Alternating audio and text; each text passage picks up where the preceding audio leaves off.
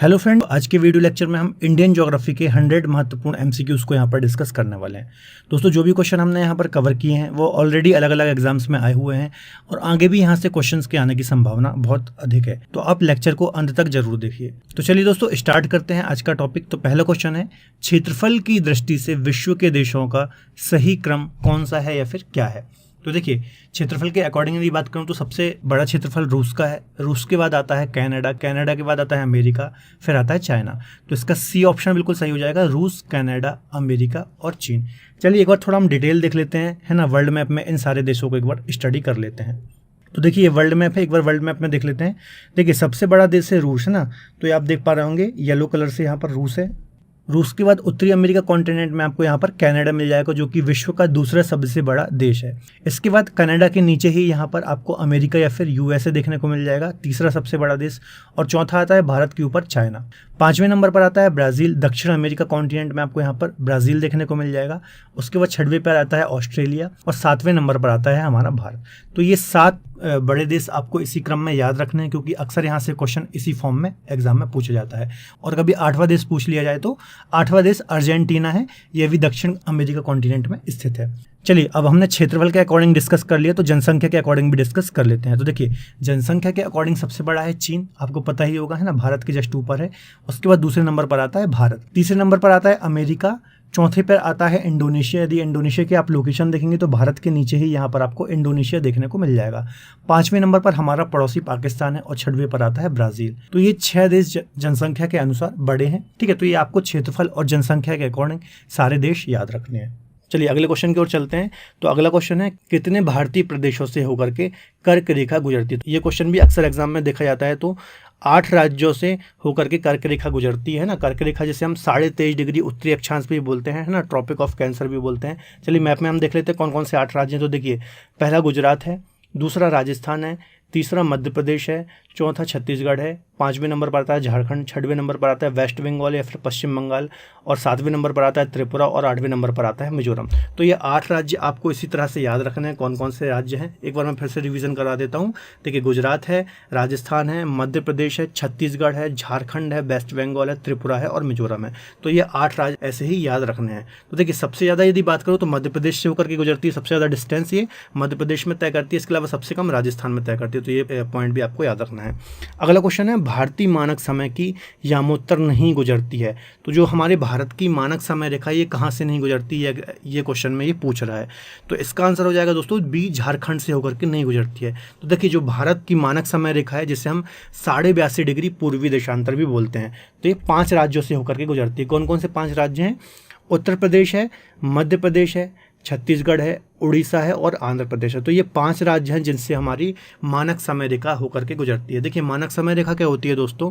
हर एक देश की अपनी मानक समय रेखा होती है ना। किसी भी देश की मानक समय रेखा से उस देश का टाइम डिसाइड किया जाता है, ताकि एक स्थान से दूसरे स्थान जाने पर समय में अंतर ना आए। चलिए चलते हैं अगले क्वेश्चन की ओर। तो अगला क्वेश्चन है, भारत का दक्षिणतम बिंदु कौन सा है या फिर कहाँ है? तो इसका आंसर हो जाएगा डी, कन्याकुमारी भारत का दक्षिणतम बिंदु है। चलिए थोड़ा मैप में देख लेते हैं। तो देखिए, भारत की यदि आप दक्षिणतम बिंदु की बात करें, है ना, मुख्य भूमि का जो दक्षिणतम बिंदु है इसे हम बोलते हैं कन्याकुमारी या फिर कैप कैमोरिन भी इसको हम बोलते हैं, है ना। ये मुख्य भूमि का दक्षिणतम बिंदु है। इसके अलावा यदि कभी एग्जाम में ऐसा क्वेश्चन आया कि भारत का दक्षिणतम बिंदु कौन सा है, यदि ऑप्शन में इंदिरा पॉइंट भी है तो आपको पहले इंदिरा पॉइंट टिक करना है, क्योंकि ये कार निकोबार में स्थित है और सबसे लास्ट बिंदु यही है ना। लेकिन यहाँ पर देखिए, ऑप्शन में कहीं नहीं है इंदिरा पॉइंट, तो हमने यहाँ पर कन्याकुमारी को टिक किया है। यदि सबसे उत्तरी पॉइंट की बात करें तो इंदिरा कॉल है। सबसे पूर्वी पॉइंट की बात करेंगे वालांगू या फिर किविथू है। इसके अलावा सबसे यदि हम पश्चिमी पॉइंट की बात करें तो गौरमोती या फिर गुहारमोती, जो कि कच्छ जिले गुजरात के अंतर्गत आता है। तो ये सारे पॉइंट आपको याद रखना है, अक्सर एग्जाम्स में पूछे जाते हैं, काफ़ी ज़्यादा इंपॉर्टेंट है ना। ये कन्याकुमारी का जो कैप कैमोरिन है इसे 8 डिग्री 4 मिनट हम बोलते हैं। चलिए अगला क्वेश्चन है, बांग्लादेश की सीमा से लगे भारत के राज्य कौन कौन से हैं ना। तो बांग्लादेश से कौन कौन से राज्यों की सीमा टच होती है? तो ए में क्या क्या है? मेघालय है, असम है, पश्चिम बंगाल है और त्रिपुरा है। तो ए आंसर इसका बिल्कुल सही हो जाएगा ना। देखिए, बी में नागालैंड है, तो ये नागालैंड की सीमा नहीं लगती है, सी में भी नागालैंड है और डी में भी नागालैंड है। तो ए आंसर ही इसका सही होगा। थोड़ा हम मैप में देख लेते हैं। देखिए, ये बांग्लादेश है यहाँ पर, है ना। तो वेस्ट बंगाल यहाँ पर है, पश्चिम बंगाल है, असम है, मेघालय है, त्रिपुरा है और मिजोरम से भी इसकी बाउंड्री टच होती है। तो इतने राज्यों से बांग्लादेश की सीमा टच होती है, आपको याद रखना है। चलिए आगे बात करते हैं। अगला क्वेश्चन है, डूरंड लाइन किसके साथ भारत की सीमा निर्धारित करती थी, है ना। तो भारत के साथ जो डूरंड लाइन थी वो अफगानिस्तान के साथ सीमा बनाती थी ना, आज़ादी से पहले। वर्तमान में जब पाकिस्तान बन गया तो ये लाइन जो है ये पाकिस्तान और अफगानिस्तान के मध्य, लेकिन जब ये खींची गई थी तो अफगानिस्तान और भारत के मध्य थी। तो ये बात आपको याद रखनी है। चलिए अगला क्वेश्चन है, भारत का अपने पड़ोसी देशों के मध्य अंतर्राष्ट्रीय सीमा के विस्तार का आरोही क्रम बताना है आपको, है ना। तो देखिए चीन तो आएगा नहीं यहाँ पर, है ना, यहाँ पर पाकिस्तान भी नहीं आएगा पहले पे। तो यहाँ पे देखिए नेपाल, पाकिस्तान, बांग्लादेश और चीन, और इसमें है नेपाल, पाकिस्तान, चीन और बांग्लादेश। तो देखिए डी आंसर इसका सही हो जाएगा, है ना। इसमें आपको हमको उल्टा चल रहा है, पहले नेपाल आएगा, फिर उससे ऊपर पाकिस्तान आता है, फिर उससे ऊपर चीन की बाउंड्री लगती है और सबसे ज़्यादा बांग्लादेश की बाउंड्री लगती है। एक बार हम देख लेते हैं यहाँ पे मैप में। देखिए यहाँ पर बांग्लादेश से सबसे ज़्यादा बाउंड्री टच होती है ना। उसके बाद आएंगे तो आप यहाँ पर चाइना आ जाएगा, चाइना के बाद पाकिस्तान आ जाएगा, पाकिस्तान के बाद नेपाल आ जाएगा, नेपाल के बाद यहाँ पर म्यांमार आ जाएगा, फिर भूटान आ जाएगा, अब भूटान के बाद यहाँ पर अफगानिस्तान की बाउंड्री लगती है ना। तो ये आपको सही क्रम आपको याद रखना कि सबसे ज़्यादा बाउंड्री किसकी लगती है, फिर उससे कम किसकी लगती है, फिर उससे कम, क्योंकि इसी प्रकार से ये आरोही या फिर अवरोही क्रम में आपको एग्जाम में जमाने को देता है ना। इसकी देखिए एक ट्रिक भी आपको याद रखना है। बचपन में MBA किया तो देखिए बा से यहाँ पर हो जाएगा बांग्लादेश, चा से यहाँ पर चीन हो जाएगा, पा से पाकिस्तान हो जाएगा, ना से नेपाल हो जाएगा, है ना। मैं साइलेंट है, इसके बाद यहाँ पर म्यांमार हो जाएगा, M से, B से यहाँ पर भूटान हो जाएगा और A से अफगानिस्तान हो जाएगा। ठीक है, तो ये आपको ट्रिक भी याद रखना है, यदि कभी एग्जाम में आप कंफ्यूज हो तो ये ट्रिक आपको काम आ जाएगी। चलिए अगला क्वेश्चन है, कश्मीर घाटी स्थित है ना। तो कश्मीर घाटी आपको पता ही होगा जम्मू कश्मीर में स्थित है, लेकिन यहाँ पर क्वेश्चन थोड़ा सा अलग है कि किन किन पर्वत श्रेणियों के मध्य स्थित है। तो जो दोस्तों कश्मीर घाटी है ये कहाँ पर स्थित है, पीर पंजाल श्रेणी और हिमाद्री हिमालय या फिर महान हिमालय के मध्य स्थित है ना। इसको हम थोड़ा सा मैप में देख लेते हैं। देखिए यहाँ पर देखिए ये वाला जो ऊपर मैंने आपको हिमालय बताया है ये है महान हिमालय, है ना, ये महान हिमालय, और उसके जस्ट नीचे है मध्य हिमालय या फिर जिसे हम लघु हिमालय कहते हैं। तो ये वाला जो एरिया है ये वाला, है ना, यहाँ पे कश्मीर घाटी मैंने बताई है। तो जम्मू कश्मीर वाले एरिया में महान हिमालय या फिर जिसे हम हिमाद्री हिमालय कहते हैं, और जो पीर पंजाल श्रेणी है, पीर पंजाल श्रेणी किसका भाग है, पीर पंजाल श्रेणी लघु हिमालय या फिर मध्य हिमालय की जो सबसे स्टार्टिंग वाली श्रेणी है जो कि जम्मू कश्मीर में विस्तारित है ना, इसको ही हम बोलते हैं पीर पंजाल श्रेणी।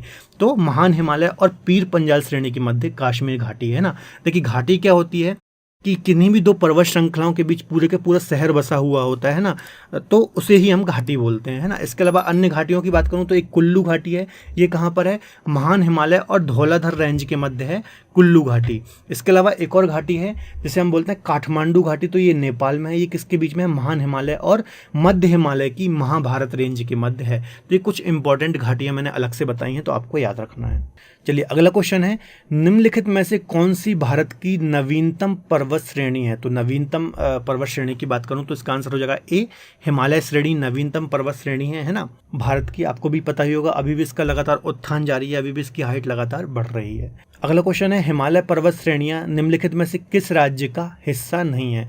तो इसका आंसर हो जाएगा, देखिए उत्तराखंड में तो इसका हिस्सा फैला हुआ है, हिमाचल प्रदेश में भी फैला हुआ है, सिक्किम में भी फैला हुआ है, डी। इसका आंसर हो जाएगा डी, उत्तर प्रदेश में हिमालय का विस्तार नहीं है, है ना।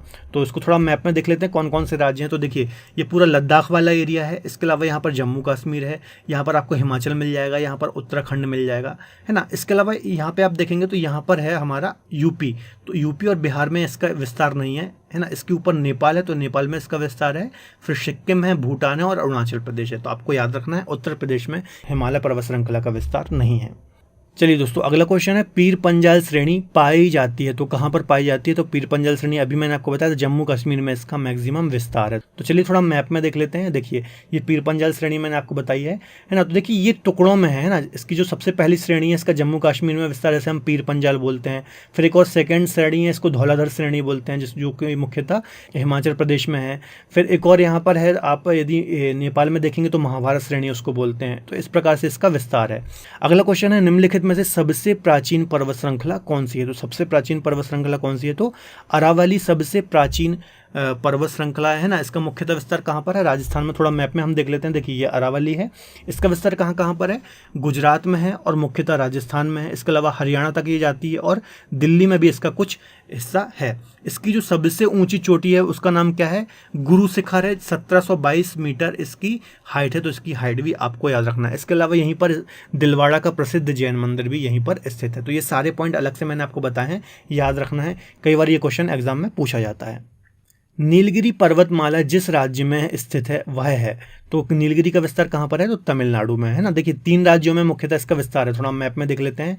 एक तमिलनाडु है, केरल है और इसके अलावा कर्नाटक है ना। देखिए यहाँ से आप देखेंगे तो यहाँ पर ये पश्चिम इस प्रकार से पश्चिमी घाट फैला हुआ है ना, इस प्रकार से ये, और यहाँ से आप देखेंगे तो यहाँ पर ये पूर्वी घाट है, इस प्रकार से फैला हुआ है। तो जहाँ पर पूर्वी घाट और पश्चिमी घाट का मिलन होता है वहाँ पर ही नीलगिरी पर्वतमाला स्थित है ना। और इसकी सबसे ऊंची चोटी कौन सी है?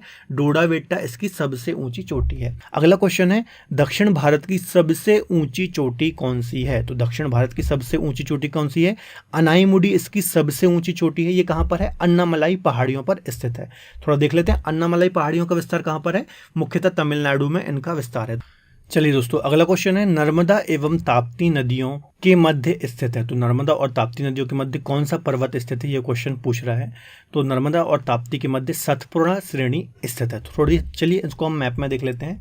तो ये देखिए मैप है इंडिया का, तो यहाँ पर सतपुड़ा श्रेणी फैली हुई है, मुख्यतः मध्य प्रदेश में इसका विस्तार है ना।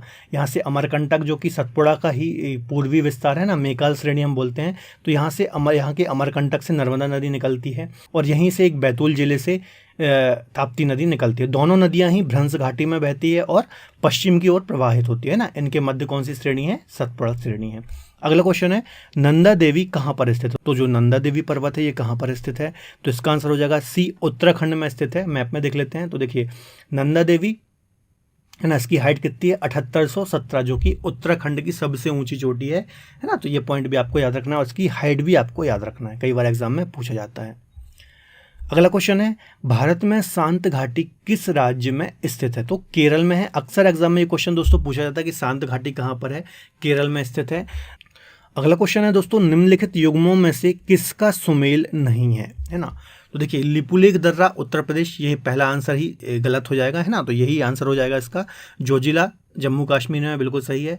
नाथुला सिक्किम में है, ये भी बिल्कुल सही है। और शिप्कीला कहाँ पर है? हिमाचल प्रदेश में, ये भी बिल्कुल सही है ना। उत्तर प्रदेश जो लिपुलेख दर्रा ये कहाँ पर है? ये उत्तराखंड में है। 3 दर्रे हैं उत्तराखंड में, एक है माना, एक है नीति और एक है लिपुलेख। ये 3 दर्रे कहाँ पर हैं? उत्तराखंड में। तो ये आपको याद रखना है। चलिए अगला क्वेश्चन है, निम्न में से कौन सा हिमनद सबसे बड़ा है? तो यहाँ इसका आंसर हो जाएगा सी, सियाचिन जो ग्लेशियर है ना, ये सबसे बड़ा हिमनद है। थोड़ा हम देख लेते हैं, इसको डिटेल में चर्चा करते हैं। देखिए कुछ प्रमुख ग्लेशियर हैं यहाँ पर। एक है सियाचिन, करीब 76 किलोमीटर लंबा या फिर बड़ा है ये। एक है बियाफो ग्लेशियर जो कि करीब 59 किलोमीटर बड़ा है। एक है हिस्पर ग्लेशियर जो करीब 61 किलोमीटर बड़ा है। और एक है बालतोरो ग्लेशियर या फिर बालतोरा ग्लेशियर जो कि करीब 58 किलोमीटर लंबा है ना। ये दोस्तों जितने भी ग्लेशियर यहाँ पर आप लद्दाख वाला एरिया देखेंगे या फिर पीओके वाला एरिया देखेंगे, यहाँ पर सारे स्थित है ना। इसके अलावा यहाँ पर आप सियाचिन देख रहे हैं। सियाचिन के बारे में आप पहले भी जानते ही होंगे कि 1984 में यहाँ पर ऑपरेशन मेघदूत के द्वारा यहाँ पे पाकिस्तान को खदेड़ा गया था ना। और ये विश्व का सबसे ऊंचा युद्ध स्थल भी है, क्योंकि यहाँ पर कहीं ना कहीं युद्ध जैसी कंडीशन बन चुकी है। अगला क्वेश्चन है, भारत के दक्कन के पठार पर बेसाल्ट निर्मित लावा शैलों का निर्माण हुआ है। तो कब या फिर किस युग में हुआ है इसका निर्माण? तो इसका आंसर हो जाएगा ए, क्रिटेशियस युग में इसका निर्माण हुआ है। देखिए यदि आप भारत को देखेंगे तो जो ये दक्कन का पठार वाला एरिया है ना, मालवा का पठार वाला एरिया है, ये पूरा बेसाल्ट चट्टानों से निर्मित है। बेसाल्ट चट्टानें कहाँ बनती हैं? जहाँ पर भी लावा दूर तक फैलता है और फिर वो ठंडा होकर के जमता है, तो वहाँ पर हमेशा बेसाल्ट चट्टानें हमें देखने को मिलती है ना। तो इसका निर्माण कब हुआ था? क्रिटेशियस युग में हुआ था। तो आपको याद रखना है। अगला क्वेश्चन है, भारत की प्रादेशिक जल सीमा का विस्तार कहाँ तक है? तो जो भारत की प्रादेशिक जल सीमा है दोस्तों, ये इसका विस्तार कहाँ तक होता है? 12 समुद्री मील तक इसका विस्तार होता है। तो थोड़ा हम इसको और डिटेल में चर्चा करते हैं। देखिए सबसे पहले होती है 12 समुद्री मील तक, कौन सी होती है? प्रादेशिक समुद्री सीमा या फिर टेरिटोरियल सी है ना। इसे हम क्षेत्रीय सागर भी बोलते हैं। इसके अलावा इस क्षेत्र में भारत का या फिर उस देश का संपूर्ण अधिकार होता है। अगली बाउंड्री होती है दोस्तों 24 समुद्री मील तक, जिसे हम बोलते हैं समीपस्थ मंडल या फिर कंटेजियस जोन, है ना। तो ये दूसरी सीमा रेखा होती है। इस पर क्या कौन कौन से अधिकार होते हैं? भारत को इस क्षेत्र में साफ सफाई, सीमा शुल्क से लेकर समस्त वित्तीय अधिकार होते हैं ना, मतलब इस एरिया का जो भी साफ सफाई होगी, है ना। इसके अलावा जो सीमा शुल्क, यदि कोई यहाँ से जहाज वगैरह गुजर रही है तो उससे हम सीमा शुल्क वगैरह ले सकते हैं।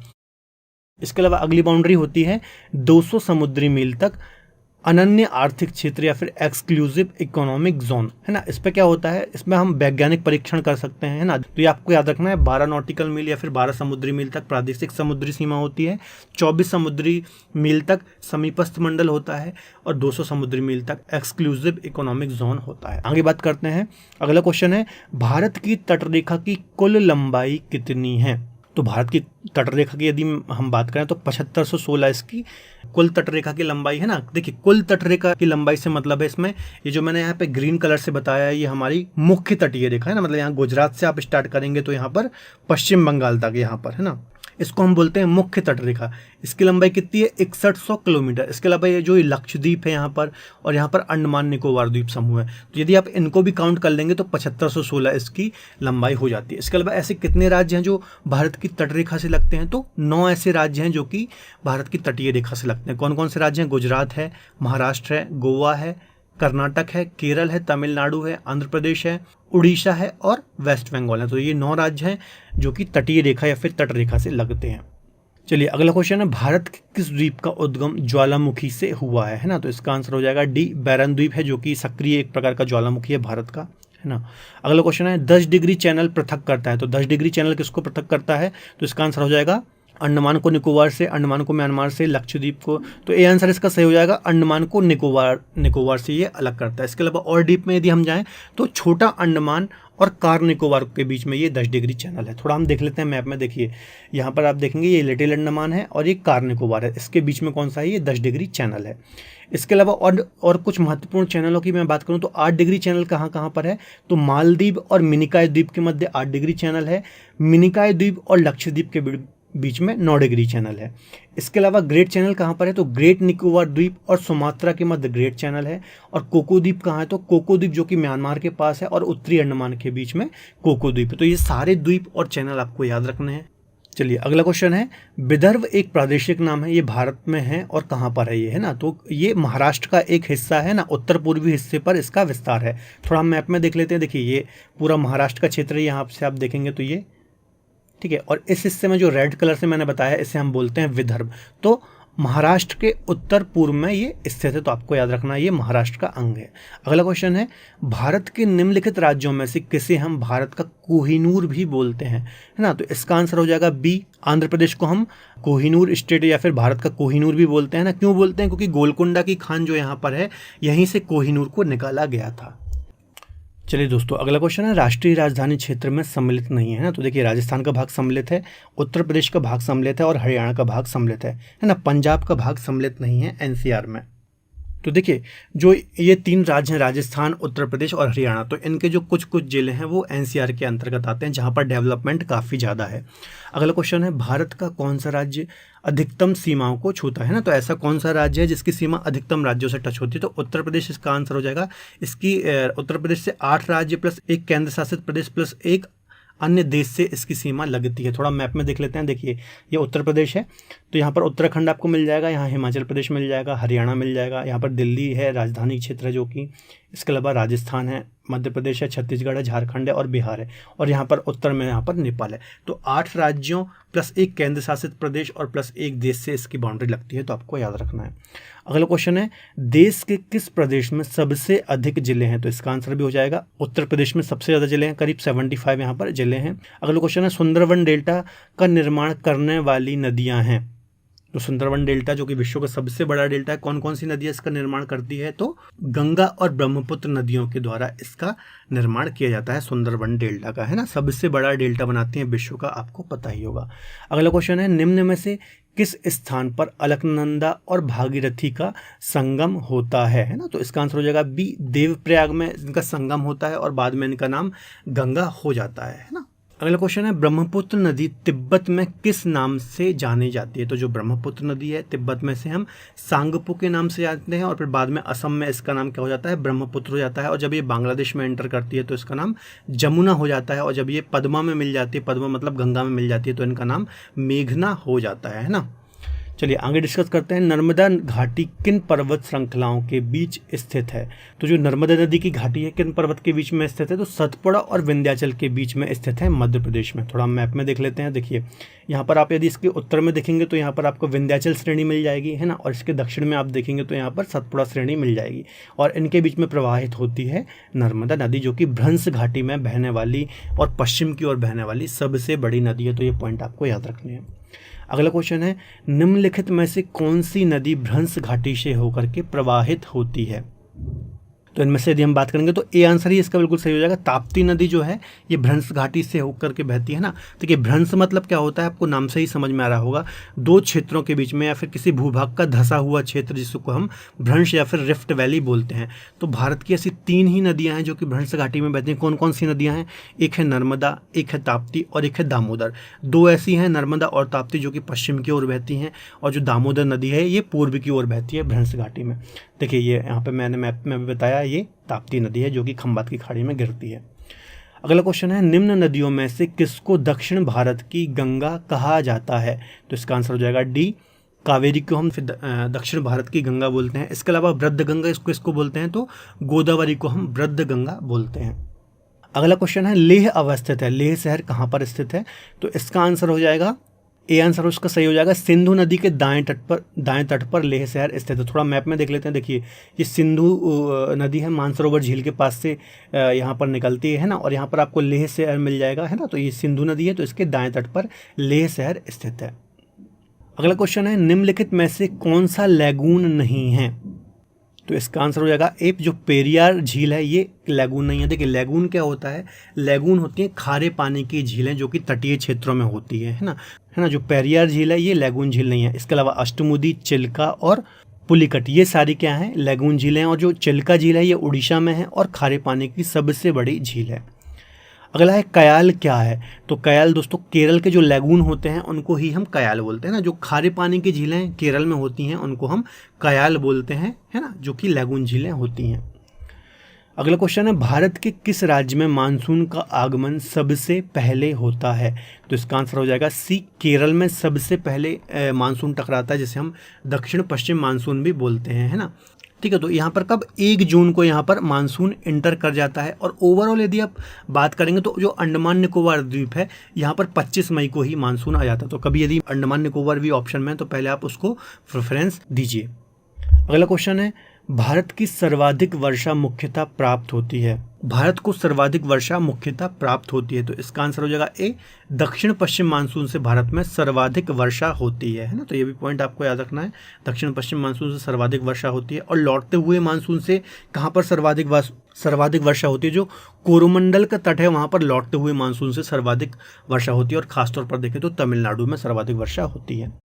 अगला क्वेश्चन है भारत में सबसे कम वर्षा वाला स्थान कौन सा है। तो जो भारत में सबसे कम वर्षा वाला स्थान है दोस्तों, इसका आंसर हो जाएगा डी, लेह में सबसे कम वर्षा होती है। यहाँ पर सिर्फ 9.5 सेंटीमीटर या करीब बोले आप 10 सेंटीमीटर के करीब वर्षा होती है। इसके अलावा जो जैसलमेर है यहाँ भी काफ़ी कम वर्षा होती है, यहाँ पर भी 10 सेंटीमीटर के करीब वर्षा होती है। लेकिन यदि आप इन दोनों में देखेंगे तो लेह में इससे भी कम वर्षा होती है।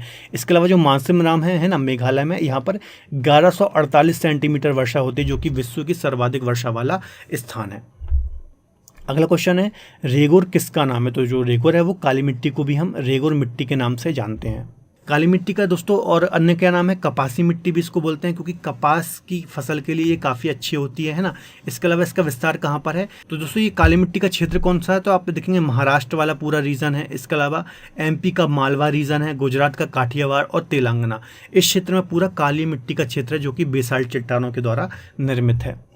अगला क्वेश्चन है भारत में सबसे बड़ा मिट्टी वर्ग कौन सा है। तो इसका आंसर हो जाएगा एक, कछारी मिट्टी सर्वाधिक पाई जाती है ना। कछारी मिट्टी या फिर बोले जलोढ़ मिट्टी या फिर एल्यूवियल सॉइल, जो संपूर्ण हमारा उत्तर भारत का मैदान है ये पूरा कछारी मिट्टी या फिर जलोढ़ मिट्टी का मैदान है, जो कि सर्वाधिक उपजाऊ मिट्टी भी कहलाती है।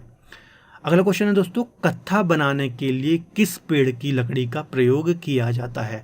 तो जो कत्था बनाया जाता है वो खैर की लकड़ी से बनाया जाता है ना। ये देखिए आप वृक्ष भी देख सकते हैं, ये खैर का वृक्ष है जिससे हम कत्था बनाते हैं। अगला क्वेश्चन है, इंदिरा गांधी नहर का उद्गम होता है। इंदिरा गांधी नहर का उद्गम कहाँ से होता है? हरिके बैराज से उसका उद्गम होता है। थोड़ा मैप में हम समझते हैं। देखिए एक नदी यहाँ से आती है सतलज, आपको पता ही होगा है ना, मानसरोवर झील के पास से निकलती है। एक नदी आती है व्यास, व्यास आकर के मिलती है सतलज में। तो इनके संगम पर एक बैराज बनाया गया है या फिर एक डैम टाइप का बनाया गया है जिसको हम बोलते हैं हरिके बैराज, और यहीं से इंदिरा गांधी नहर निकाली गई है जो कि मुख्यतः राजस्थान में सिंचाई के लिए महत्वपूर्ण भूमिका निभाती है। इसकी लंबाई कितनी है? 650 किलोमीटर, भारत की सबसे लंबी नहर है। तो ये सारे पॉइंट भी आपको याद रखने हैं। अगला क्वेश्चन है, दामोदर घाटी निगम की स्थापना कब हुई? तो दोस्तों दामोदर घाटी निगम की स्थापना, ए आंसर इसका सही हो जाएगा, 1948 में हुई थी और स्वतंत्र भारत की ये पहली नदी घाटी परियोजना है। इसके अलावा दोस्तों जो दामोदर नदी है ना, ये छोटा नागपुर का पठार जो झारखंड वाला रीजन है ना, यहाँ पर ये बहती है। इसके अलावा जो दामोदर घाटी है यहाँ पर कोयले के विशाल भंडार भी हमें देखने को मिलते हैं।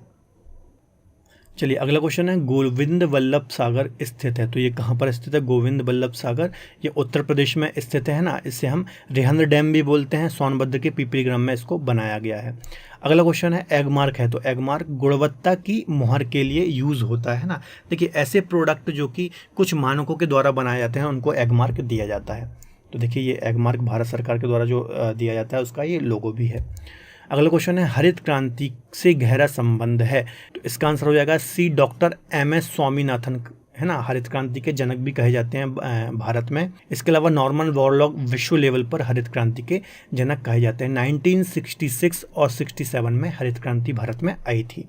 अगला क्वेश्चन है, निम्न में से कौन सी खरीफ की फसल नहीं है? तो इसका आंसर हो जाएगा ए, चना है ना। चना जो है कि ये रवि की फसल। इसके अलावा धान, मक्का, ज्वार ये सब खरीफ की फसल के अंतर्गत आते हैं। चलिए थोड़ा डिस्कस कर लेते हैं। देखिए रवि की फसल कौन कौन सी हैं? गेहूं, चना, जौ, मटर, मसूर, सरसों, अलसी। इसके अलावा खरीफ की फसल कौन कौन सी होती हैं? चावल, मक्का, ज्वार, बाजरा, तिल, राई, तुअर, मूंग, कपास, जूट, गन्ना, तंबाकू और सोयाबीन। तो ये आपको दोस्तों याद रखना है, रवि की फसलें कौन कौन सी होती हैं और खरीफ की फसलें कौन कौन सी होती हैं। अक्सर एग्जाम्स में क्वेश्चन पूछ लिए जाते हैं। अगला क्वेश्चन है, किसके उत्पादन में भारत में उत्तर प्रदेश का प्रथम स्थान आता है? तो इसका आंसर हो जाएगा डी आंसर इसको बिल्कुल सही हो जाएगा। गेहूं और गन्ने में जो उत्तर प्रदेश है इसका पहला नंबर आता है। अगला क्वेश्चन है, पीत क्रांति किससे संबंधित है? तो इसका आंसर हो जाएगा सी, तिलहन से पीली क्रांति या फिर पीत क्रांति का संबंध है। देखिए दोस्तों जो भी ये क्वेश्चन है ऑलरेडी एग्जाम्स में आए हुए हैं और काफ़ी ज़्यादा इंपॉर्टेंट क्वेश्चन है, और इन क्वेश्चन से रिलेटेड जो अन्य महत्वपूर्ण फैक्ट हैं वो भी मैं आपको यहाँ पर बताते जा रहा हूँ, है ना। तो आपको ध्यान से सुनना है। चलिए कुछ महत्वपूर्ण अन्य क्रांति हैं उनको भी हम यहाँ पर डिस्कस कर लेते हैं। जैसे हरित क्रांति एक खाद्यान्न से संबंधित है, श्वेत क्रांति दुग्ध से संबंधित है, पीली क्रांति तिलहन से संबंधित है, नीली क्रांति मत्स्य पालन से संबंधित है, लाल क्रांति टमाटर से संबंधित है, और जो गुलाबी क्रांति है ये झींगा मछली से संबंधित है। तो ये कुछ महत्वपूर्ण क्रांति हैं जो अक्सर एग्जाम में पूछी जाती हैं, तो आपको याद रखना है। अगला क्वेश्चन है, भारत में श्वेत क्रांति के जनक किसे कहा जाता है?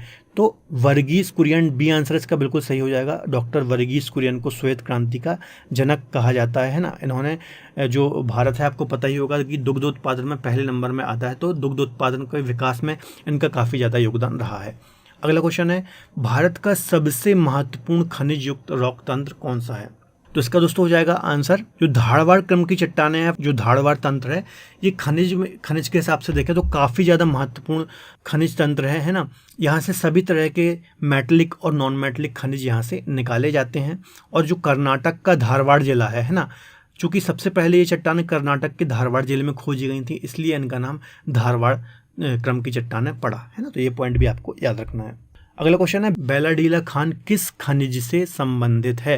तो इसका आंसर हो जाएगा डी, लौह अयस्क से संबंधित है ना। कहाँ पर है बेलाडीला की खान? तो छत्तीसगढ़ में ये पाई जाती हैं। अगला क्वेश्चन है, खेतड़ी किस लिए प्रसिद्ध है? तो इसका आंसर हो जाएगा सी, खेतड़ी कहाँ किसके लिए प्रसिद्ध है? तांबे के लिए प्रसिद्ध है। कहाँ पर है? ये राजस्थान में स्थित है। इसके अलावा मलाज खंड की एक खान MP के बालाघाट में आती है ना, ये भी काफ़ी ज़्यादा प्रसिद्ध है। और जो खेतड़ी आता है ये झुंझुनू जिला राजस्थान के अंतर्गत आता है। अगला क्वेश्चन है, निम्नलिखित शैल क्रमों में से कौन भारत का 90% से अधिक कोयला प्रदान करता है? तो जो गोंडवाना क्रम की दोस्तों चट्टानें हैं, इनसे मैक्सिमम कोयला भारत में निकाला जाता है। 90% से ज़्यादा कोयला जो है वो गोंडवाना क्रम की चट्टानों से निकाला जाता है ना। और मैक्सिमम कोयला किस प्रकार का निकाला जाता है? बिटुमिनस प्रकार का जो सेकेंड कैटेगरी का कोयला होता है वो सर्वाधिक भारत से निकाला जाता है। अगला क्वेश्चन है, कौन जीवाश्म ईंधन इनमें से नहीं है? तो कोयला जीवाश्म ईंधन है, डीजल, पेट्रोल, ये सभी जीवाश्म ईंधन है। डी जो लकड़ी है ये जीवाश्म ईंधन नहीं है, तो डी इसका आंसर बिल्कुल सही हो जाएगा। चलिए दोस्तों आगे बात करते हैं, निम्न में से कौन एक भारत की सबसे पुरानी तेल शोधक इकाई है? तो इसका आंसर हो जाएगा सी, डिगबोई जो है कि असम के अंतर्गत आती है। ये भारत की ही नहीं, एशिया की भी सबसे पुरानी तेल शोधक इकाई है ना। 1901 में इसका निर्माण हुआ था। ठीक है, तो आपको याद रखना है। अगला क्वेश्चन है, छोटा नागपुर का पठार जिस संसाधन में समृद्ध है वह कौन सा है? तो जो छोटा नागपुर का पठार है ये खनिज संसाधन में काफ़ी ज़्यादा संपन्न है। इसे हम भारत का रूर की भी संज्ञा वो देते हैं ना। रूर क्या है? देखिए, रूर जर्मनी में एक क्षेत्र है जो कि खनिज के लिए काफ़ी ज़्यादा प्रसिद्ध है, तो इसे हम भारत का रूर प्रदेश भी बोलते हैं। इसके अलावा मुख्यतः ये झारखंड में फैला हुआ है। इसके अलावा यहाँ पर जो दामोदर नदी घाटी है यहाँ पर कोयला भी काफ़ी ज़्यादा निकाला जाता है, तो खनिज संसाधन की दृष्टि से काफ़ी ज़्यादा संपन्न है यह क्षेत्र। अगला क्वेश्चन है, मेघालय का पठार है, तो मेघालय का पठार किसका भाग है? तो उत्तर का विशाल मैदान, ये नहीं होगा, ये भी नहीं होगा। सी आंसर इसका बिल्कुल सही हो जाएगा, जो प्रायद्वीपीय पठार है उसका ही भाग है मेघालय का पठार। तो देखिए थोड़ा हम मैप में देख लेते हैं। देखिए ये जो आप येलो कलर से दिख रहे हैं ये है पूरा प्रायद्वीपीय पठार है ना। और जो ये प्रायद्वीपीय दोस्तों पठार है ना, ये आप देखेंगे तो ये पूरा जॉइंट है यहाँ से, ये जो मेघालय वाला क्षेत्र है इस प्रकार से यहाँ से जॉइंट है। लेकिन यहाँ पे जो गंगा नदी और यहाँ से जो ब्रह्मपुत्र नदी आती है तो इन्होंने इसको यहाँ पर सर काट दिया है। लेकिन जो यहाँ पर मेघालय का पठार भी आता है ये भी प्रायद्वीपीय पठार का ही भाग है, तो आपको याद रखना है ना। अगला क्वेश्चन है, भारत कितने प्राकृतिक प्रदेशों में विभाजित है? तो इसका आंसर हो जाएगा 6 प्राकृतिक प्रदेशों में विभाजित है। प्राकृतिक प्रदेशों से मतलब है कि जो फिजिकल डिवीजन किया हुआ है इंडिया का वो कितने भागों में किया गया है? तो 6। देखिए कहीं कहीं 5 भी मिलता है, कहीं कहीं 4 भी मिलता है ना। तो आपको जब भी ये ऐसा एग्जाम में क्वेश्चन आता है तो आपको ऑप्शन पर ध्यान देना है ना। तो यहाँ पर 6 आंसर बिल्कुल सही हो जाएगा। देखिए कौन कौन से हैं? पहले तो है उत्तर की पर्वत श्रृंखलाएं है ना, दूसरा पहले नंबर पर यह हो जाता है। दूसरे नंबर पर आता है उत्तर का विशाल मैदान, तीसरा हो जाता है प्रायद्वीपीय पठार, चौथा हो जाता है ये तटीय मैदान जो ब्लू कलर से आप देख रहे हैं ये, 5वें नंबर पर आ जाता है द्वीप और द्वीप समूह, और 6वें नंबर पर आ जाता है ये थार डेजर्ट या फिर जो मरुस्थलीय क्षेत्र है। तो ये 6 भागों में हम भारत का फिजिकल डिवीजन या फिर भौगोलिक विभाजन करते हैं। अगला क्वेश्चन है, निम्नलिखित समूहों में कौन सा पूर्व से पश्चिम की ओर पर्वत शिखरों का सही क्रम है ना। पूर्व से पश्चिम की ओर ये बोल रहा है। तो देखिए सबसे पूर्व में यदि आप देखेंगे तो एवरेस्ट तो नहीं है, तो बी और डी तो कैंसिल हो जाएंगे। तो कंचनजंगा है, फिर एवरेस्ट है, फिर अन्नपूर्णा है और फिर धौलागिरी है। तो यही आंसर इसका सही हो जाएगा दोस्तों, कंचनजंगा, एवरेस्ट और अन्नपूर्णा और फिर धौलागिरी है ना, पूर्व से पश्चिम की ओर। थोड़ा मैप में हम इनको डिस्कस करते हैं। देखिए यहाँ पर आप देखेंगे अरुणाचल प्रदेश में नामचा बरवा है, फिर आप सिक्किम में कंचनजंगा देखेंगे, नेपाल में एवरेस्ट देखेंगे, इसके बाद फिर अन्नपूर्णा देखेंगे, धौलागिरी देखेंगे, नंदा देवी देखेंगे, फिर यहाँ पर जम्मू कश्मीर में नंगा पर्वत देखेंगे। तो इनका आपको क्रम भी याद रखना है, पश्चिम से पूर्व की ओर या फिर पूर्व से पश्चिम की ओर। कई बार एग्जाम में इस प्रकार से जमाने को दे देता है। अगला क्वेश्चन है, निम्नलिखित में से कौन अक्साई चीन का भाग है?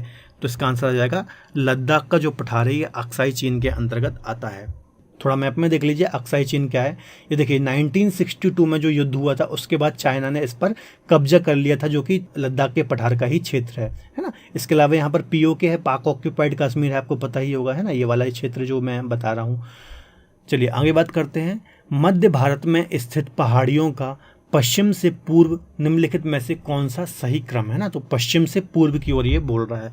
तो देखिए पश्चिम में कौन सा है ना, इसका आंसर दोस्तों हो जाएगा महादेव, मैकाल और छोटा नागपुर का पठार है ना। थोड़ा देखिए है ना, देखिए यदि आप देखेंगे जो सतपुड़ा श्रेणी है जो मुख्यतः की मध्य प्रदेश में फैली हुई है ना, तो इस प्रकार से जो सतपुड़ा श्रेणी है उसके जो पहली श्रेणी है उसको हम बोलते हैं राजपीपला श्रेणी है ना, तो वो ऑप्शन में है नहीं।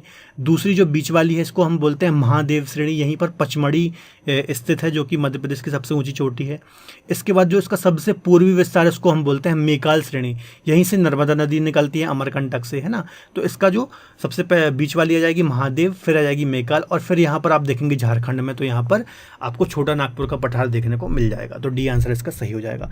अगला क्वेश्चन है, महाराष्ट्र एवं कर्नाटक में पश्चिमी घाट को हम क्या बोलते हैं? तो इसको हम सह्याद्री पर्वत भी बोलते हैं महाराष्ट्र में या फिर कर्नाटक में, या आप ऐसा बोल सकते हैं उत्तरी पश्चिमी घाट जो है उसे हम सह्याद्री के नाम से जानते हैं। तो ये सारे पॉइंट भी आपको याद रखना है। चलिए अगला क्वेश्चन है, सेवराय की पहाड़ियाँ कहाँ पर स्थित हैं? तो इसका आंसर हो जाएगा ए, तमिलनाडु में स्थित है सेवराय की पहाड़ियाँ। चलिए थोड़ा मैप में देख लेते हैं। देखिए ये पूरा तमिलनाडु राज्य है ना, ये वाला। तो यहाँ पर सेवराय की पहाड़ी कहाँ पर है? तमिलनाडु राज्य में स्थित है। अगला क्वेश्चन है, निम्नलिखित में से किस पहाड़ी पर पूर्वी घाट पश्चिमी घाट आकर के मिलता है? तो अभी मैंने आपको थोड़ा देर पहले बताया था, एक क्वेश्चन आया था इससे रिलेटेड। तो डी आंसर इसका सही हो जाएगा। नीलगिरी जो पहाड़ी है ये पूर्वी घाट और पश्चिमी घाट मिलन स्थल पर स्थित है। ये देखिए यहाँ पर आप देखेंगे तो ये यहाँ पर केरल है, यहाँ पर तमिलनाडु है, और ये ऊपर वाला आप देखेंगे तो कर्नाटक है ना। यहीं पर तमिलनाडु की पहाड़ियाँ स्थित हैं और इसकी सबसे ऊंची चोटी कौन सी है? डोडा बेट्टा, जिसकी हाइट कितनी है? 2636 मीटर। चलिए अगला क्वेश्चन है, कोडाई कनाल किस पहाड़ी पर स्थित है? तो दोस्तों इसका आंसर हो जाएगा डी, पालनी की पहाड़ी पर स्थित है। एक प्रकार का हिल स्टेशन है और कहाँ पर है? तमिलनाडु पर ये स्थित है ना, एक प्रकार से लास्ट में बिल्कुल ये पहाड़ियाँ हैं। अगला क्वेश्चन है, निम्नलिखित में से कौन सी एक चोटी भारत में अवस्थित नहीं है? तो नंगा पर्वत भारत में ही है। जो गुरला मांधाता है दोस्तों ये तिब्बत रीजन में स्थित है। इसके अलावा कामेट भी भारत में है और नामचा बरवा भी अरुणाचल प्रदेश भारत में स्थित है। तो देख लेते हैं इसकी लोकेशन। देखिए ये गुरला मांधाता आप देखेंगे तिब्बत रीजन में, यहीं पर मानसरोवर झील है और यहीं पर कैलाश पर्वत है ना। तो कैलाश पर्वत के पास ही, मानसरोवर झील के पास ही गुरला मांधाता पर्वत है तिब्बत रीजन में। अगला क्वेश्चन है, निम्न से सही क्रम क्या है? ठीक है, तो इसका आंसर देखिए, इसमें हमें हाइट के अकॉर्डिंग देखना है, सबसे बड़ा पर्वत कौन सा है, फिर उससे कम कौन सा है, फिर उससे कम कौन सा है। तो इसका आंसर दोस्तों ए ही बिल्कुल सही हो जाएगा। माउंट एवरेस्ट सबसे ऊंचा है, फिर सेकंड नंबर पर आता है गॉडविन ऑस्टिन और फिर आता है कंचनजंगा। इनकी हाइट भी हम देख लेते हैं। 8848 किसकी है? एवरेस्ट की है, जो कि नेपाल में स्थित है। जो गॉडविन ऑस्टिन है, जो कि भारत की पीओके में स्थित सबसे ऊंची चोटी है, K2 गॉडविन ऑस्टिन, इसकी कितनी है? इसकी है 8611 है ना। इसके अलावा जो कंचनजंगा है इसकी कितनी है? तो 8586 इसकी है, जो कि सिक्किम में स्थित हो। तीनों की हाइट आपको याद रखना है, उनकी लोकेशन भी आपको याद रखना है। अगला क्वेश्चन है, निम्नलिखित दर्रों में से किससे होकर के लेह जाने का रास्ता है? तो इसका आंसर दोस्तों हो जाएगा डी, जोजिला जो पास है या फिर जोजिला दर्रा है, इससे होकर के श्रीनगर या फिर लेह जाने का रास्ता है ना। देखिए दर्रा क्या होता है? जो पर्वतीय क्षेत्र होते हैं, इसमें पर्वतीय क्षेत्रों को क्रॉस करने के लिए एक प्राकृतिक मार्ग होता है जिसको हम दर्रा बोलते हैं। थोड़ा हम देख लेते हैं मैप में। देखिए यहाँ पर आप देखेंगे श्रीनगर है और यहाँ पर लेह है, ठीक है। तो यहाँ से ये जो पास है श्रीनगर से लेह जाने का ये मार्ग है, ठीक है। तो जोजिला दर्रा यहीं पर स्थित है, जम्मू कश्मीर वाले रीजन में ये स्थित है। अगला क्वेश्चन है, निम्नलिखित में से कौन सा सुमेलित नहीं है? ठीक है, तो देखिए ए ही आंसर इसका सही हो जाएगा। ये सिपकीला जो है ये हिमाचल प्रदेश में, ये सुमेलित नहीं है ना। जलेपला सिक्किम में है। इसके अलावा माना, नीति और लिपुलेख ये उत्तराखंड में है। बॉमडीला अरुणाचल प्रदेश में। तो दोस्तों जितने भी दर्रे हैं आपको याद रखना है, अक्सर यहाँ से क्वेश्चन एग्जाम में बनते हैं। अगला है, पाल घाट निम्न में से किसके मध्य स्थित है? तो जो दोस्तों पाल घाट है ना, ये दक्षिण में स्थित है और नीलगिरी और अन्नामलाई पहाड़ियों के मध्य स्थित है। इसके अलावा ये केरल और तमिलनाडु को जोड़ता है। तो ये सारे पॉइंट आपको याद रखना है। अगला क्वेश्चन है, सियाचिन हिमनद या फिर ग्लेशियर कहाँ पर स्थित है? तो ये ऑलरेडी आया हुआ क्वेश्चन है ना। और ये कहाँ पर स्थित है? नुब्रा घाटी के दक्षिण में है ना। अभी मैंने आपको बताया था 1984 में यहाँ पर युद्ध भी हो चुका है ऑपरेशन मेघदूत के अंतर्गत। इसके अलावा ये विश्व का सबसे ऊंचा युद्ध स्थल भी है ना। तो ये नुब्रा घाटी के उत्तर में स्थित है। अगला क्वेश्चन है, भारत का सबसे बड़ा भू आकृतिक प्रदेश कौन सा है? तो जो प्रायद्वीपीय पठार है दोस्तों, अभी मैंने आपको फिजिकल डिवीजन बताया था, ये भारत का सबसे बड़ा भू आकृतिक प्रदेश है। तो हम थोड़ा मैप में भी देख लेते हैं, या आप येलो कलर से देख सकते हैं। इसे हम बोलते हैं प्रायद्वीपीय पठार या फिर पेनिनसुलर प्लेट्यू। ये भारत का सबसे बड़ा फिजिकल डिवीजन या फिर भू आकृतिक प्रदेश है। अगला क्वेश्चन है, भारत का सबसे नवीन भू आकृतिक प्रदेश कौन सा है? तो उत्तर का जो विशाल मैदान है दोस्तों, ये भारत का सबसे नवीन भू आकृतिक प्रदेश है। यहाँ पर देख लीजिए, ये ग्रीन कलर से ये भारत का सबसे नवीन भू आकृतिक प्रदेश है। सबसे नवीन से मतलब क्या है? देखिए दोस्तों, जब हिमालय का निर्माण हुआ है ना, और हिमालय से जो नदियां निकली उनके द्वारा ही ये उत्तर के विशाल मैदान का निर्माण हुआ है और आज भी इसका निर्माण हो रहा है। तो सबसे नवीन मैदान यही है। सबसे नवीन जो भू आकृतिक प्रदेश है वह उत्तर का विशाल मैदान ही है। अगला क्वेश्चन है, मेघालय का पठार भाग है। तो ये किसका भाग है? प्रायद्वीपीय पठार का भाग है। ये ऑलरेडी क्वेश्चन हमने अभी डिस्कस किया, ये फिर से रिपीट हुआ है ना। तो आपको पता होगा जो यहाँ पर मेघालय का पठार है ये प्रायद्वीपीय पठार का ही भाग है। जो ये आप यहाँ पर देख रहे हैं ये ज्वाइंट है इस प्रकार से यहाँ से। अगला क्वेश्चन है, भारत के किस राज्य का समुद्री तट सबसे अधिक लंबा है? तो गुजरात राज्य का जो समुद्र तट है वो सबसे लंबा है ना। 9 राज्यों की सीमा भारत की तट रेखा से लगती है। इसके अलावा मुख्य तटीय रेखा 6100 किलोमीटर लंबी है और कुल तटीय रेखा 7516 किलोमीटर लंबी है। तो ये सारे फैक्ट आपको याद रखने हैं, इंपॉर्टेंट है। अगला क्वेश्चन है दोस्तों, इनमें से कौन सी नदी भ्रंश घाटी में नहीं बहती है? तो देखिए, ताप्ती भ्रंश घाटी में बहती है, नर्मदा भ्रंश घाटी में बहती है और दामोदर भी भ्रंश घाटी में बहती है। महानदी जो है ये भ्रंश घाटी में नहीं बहती है। देखिए, अभी मैंने आपको बताया था जो ताप्ती है और जो नर्मदा है ये पश्चिम की ओर बहने वाली भ्रंश घाटी में बहने वाली नदियां हैं, और जो दामोदर है जो कि छोटा नागपुर के पठार में बहती है ये पूर्वी की ओर बहने वाली और भ्रंश घाटी में बहने वाली नदी है। तो ये तीनों पॉइंट आपको याद रखने काफी इंपॉर्टेंट है। अगला क्वेश्चन है, निम्नलिखित में से किस तट से भारत का औसत समुद्र तल नापा जाता है? तो देखिए, इसका आंसर हो जाएगा जो चेन्नई का दोस्तों समुद्र तट है, इससे हमारी भारत की जितने भी हम हाइट नापते हैं, आप पढ़ते होंगे कहीं भी ऊंचे स्थान में जाते होंगे तो कि समुद्र तल से इतनी ऊंचाई पर यह स्थान स्थित है। तो जो समुद्र चेन्नई का समुद्र तट है यहाँ से ही हम किसी भी क्षेत्र की ऊंचाई को मापते हैं ना। तो ये काफ़ी इंपॉर्टेंट है, आपको याद रखना है। अगला दोस्तों क्वेश्चन है, निम्नलिखित में से किसे कैप कैमोरिन के नाम से भी जाना जाता है? तो इसका आंसर हो जाएगा डी, कन्याकुमारी, जो कि भारत का सबसे लास्ट पॉइंट है, 8 डिग्री 4 मिनट है ना। इसको हम कैप कैमोरिन नाम से भी जानते हैं। चलिए दोस्तों, अगला क्वेश्चन है, तमिलनाडु व आंध्र प्रदेश के तट का नाम क्या है? तो इसका आंसर हो जाएगा दोस्तों कोरोमंडल। डी आंसर बिल्कुल सही हो जाएगा ना। कोरोमंडल तट किसको बोलते हैं? जो तमिलनाडु और आंध्र प्रदेश में फैला हुआ है। थोड़ा देखिए, हम देख लेते हैं। जो देखिए, काठियावाड़ तट किसको बोलते हैं? जो गुजरात में फैला हुआ है उसको हम काठियावाड़ या फिर गुजरात तट बोलते हैं। इसके अलावा यहाँ पर ताप्ती नदी बहती है। ताप्ती नदी के मुहाने से लेकर आप यहाँ गोवा तक देखेंगे तो इसको हम कोंकण बोलते हैं। गोवा से कर्नाटक तक इसको हम कैनरा या फिर कन्नड़ तट बोलते हैं। इसके अलावा कर्नाटक से यहाँ पर कन्याकुमारी तक इसको हम मालाबार तट बोलते हैं। फिर यहाँ तमिलनाडु से आंध्र प्रदेश तक इसको हम कोरोमंडल बोलते हैं। फिर इसको हम उत्तरी सरकार या फिर डेल्टाई क्षेत्र भी बोलते हैं ना। तो ये आपको सारे तटों के नाम भी याद रखना है। अगला क्वेश्चन है, अंडमान और निकोबार द्वीप समूह का सर्वोच्च शिखर जिसे हम कल्याण शिखर बोलते हैं या फिर सैडल पीक है, ये कहाँ पर स्थित है? उत्तरी अंडमान में स्थित है। ए आंसर इसका बिल्कुल सही हो जाएगा, है ना। आपको पता होगा कि अंडमान निकोबार की सबसे ऊंची चोटी कौन सी है? सैडल पीक है, ये उत्तरी अंडमान में स्थित है। अगला क्वेश्चन है दोस्तों, राम सेतु शुरू होती है? तो इसका आंसर हो जाएगा धनुषकोडी स्थान है रामेश्वरम के पास, यहाँ से राम सेतु शुरू होता है। आपको पता होगा कि जो भारत का तमिलनाडु वाला क्षेत्र है ना, धनुषकोडी या फिर रामेश्वरम है ना, यहाँ से श्रीलंका के मध्य एक ब्रिज है जो कि ऐसा मान्यताएं मानी गई कि भगवान राम के टाइम में राम ने श्रीलंका जाने के लिए बनाया था, है ना। तो ये कहाँ से स्थित है? धनुषकोडी से लेकर के श्रीलंका के मध्य में स्थित है।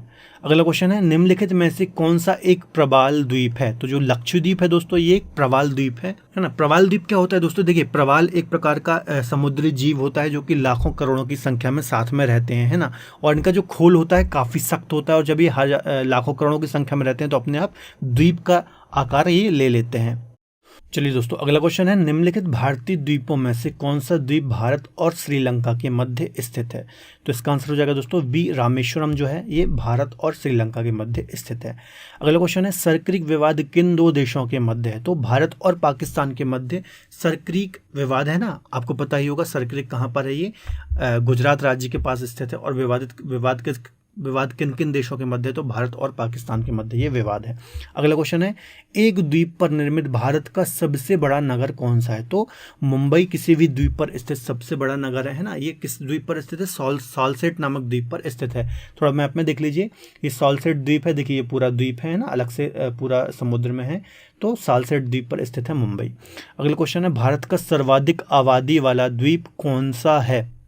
तो इसका आंसर हो जाएगा 20 सालसेट द्वीप जो है ये भारत का सर्वाधिक आबादी वाला द्वीप है, जो इस द्वीप पर मुंबई स्थित है।